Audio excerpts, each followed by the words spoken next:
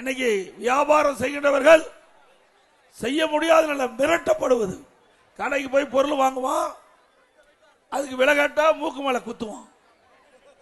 உணவகத்துக்கு போய் நல்லா மூக்கு பிடிக்கி சாப்பிடுவாங்க திமுக காரர். சாப்பிட்ட பிறகு பணம் கேட்டா அவர்களை அடிக்கிறது, உதைக்கிறது. இந்த தேர்தலோட இந்த நிலை மாற்றப்படும். அண்ணா திமுக ஒருபோதும் இன்றைக்கு வியாபாரம் செய்கின்ற வியாபாரிகள் கொஞ்சம் கூட பயப்பட வேண்டியதில்லை. யாரும் உங்களுக்கு எந்த பிரச்சனையும் ஏற்படாது. மாண்புமிகு அம்மா அவர்கள் ஆட்சி எடுத்த பொழுதும் சரி, அம்மா மறைவுக்கு பிறகும் சரி, வியாபாரம் செய்கின்றவர்கள் நிம்மதியாக வியாபாரம் செஞ்சாங்க. வேலைக்கு செல்கின்றவர்கள் பயம் இல்லாம வேலைக்கு போயிட்டு வந்தாங்க. இன்றைக்கு ஆட்சியாளர்களால் இன்றைக்கு இந்த ரெண்டு தரப்பு மக்களும் கடுமையா பாதிச்சிட்டாங்க.